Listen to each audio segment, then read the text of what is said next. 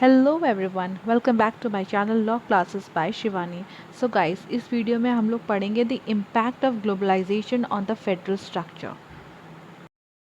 So in matter of federal structure, there is division of power between centre and the state. Legislative power, administrative power, financial power, they have been federally distributed. Center has been made more powerful.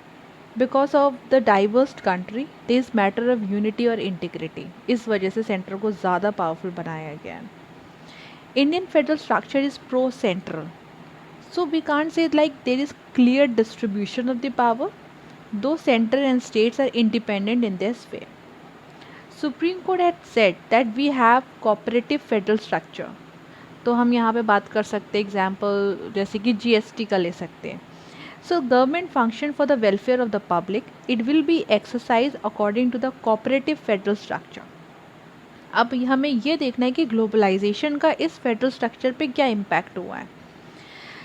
After the globalization, investment have been welcomed by the Indian state directly ignoring the center, and this has created the conflict at state should abide by the center, जबकि state को centre के direction से abide करना चाहिए. But ऐसा नहीं हुआ. Globalisation की वजह से ये हुआ कि स्टेट ही डायरेक्टली डील करने लगे.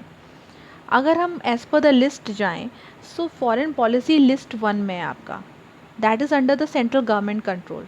But due to the impact of the globalization, जैसे कि मैंने आपको बताया कि states are directly dealing with the foreign investment, therefore it is affecting the federal structure, it is against the federal structure. तो हमारा जो कॉन्स्टिट्यूशनल अरेंजमेंट है वो डिस्टर्ब्ड हो गया है ग्लोबलाइजेशन की वजह से. Centre in our constitutional arrangement was made powerful so that as per the planning state structure and the government would be developed. But as you can see कि integrity की बात है यहाँ कहीं ना कहीं. So the globalisation has adversely affected a federal structure. और अगर सेंटर स्टेट को रोक दे in directly dealing with this foreign investment, it will create like more chaos. इसलिए सेंटर इंटरफेयर नहीं करता है. यहाँ पे देखा ये गया है कि जो लोकल डेवलपमेंट है स्टेट का, वो सिर्फ उन्हीं स्टेट्स का हुआ है who are capable enough and who are powerful enough. Therefore there is no equal development of the state. जो पुअर स्टेट हैं, they have been adversely affected due to the globalization. So it can hamper a unity and integrity, जैसा कि मैंने अभी बताया आपको. The DPSP, according to which the state has to develop the welfare schemes, it is the aim of the constitution. But globalization की वजह से this aim has left untouched. There are various PM schemes, जैसे कि आपकी Ujjwala scheme हो गई. So all these are like the temporary arrangement only. वो तब तक रहते हैं जब तक आपकी वो पॉलिटिकल पार्टी रहती है पावर में. सो हम ये कह सकते हैं कि globalization has impacted these social investment welfare schemes, चाहे वो हेल्थ की हो, चाहे वो न्यूट्रिशन से रिलेटेड हो, चाहे वो वीकर सेक्शन से रिलेटेड हो, चाहे वो ओल्ड एज पेंशनर से रिलेटेड हो, एजुकेशन, एम्प्लॉयमेंट.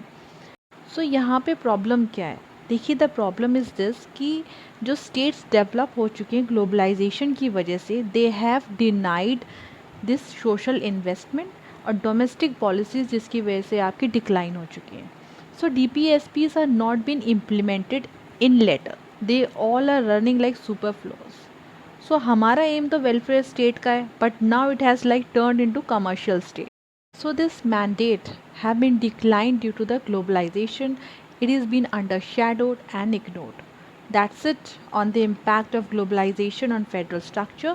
So यहाँ पे I think so clear हो गया होगा किस तरीके से यहाँ पे हमें ये बताना है कि फेडरल स्ट्रक्चर इम्पैक्ट हुआ है. स्टेट जो है डायरेक्टली डील करने लगे हैं, उनको जो वेलफेयर स्कीम्स रन करनी चाहिए according to the DPSP, they are not doing that.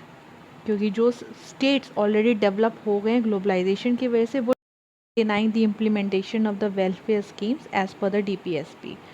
So there is like no equal development also of those states who have not been benefited because of the globalization.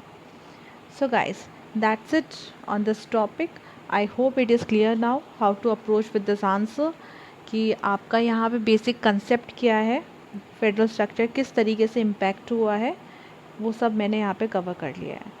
So guys, we'll see you soon in my next video. Till then, take care and no bye bye, because I know I will be uploading one more video. So do like, share and subscribe to my channel Law Classes by Shivani.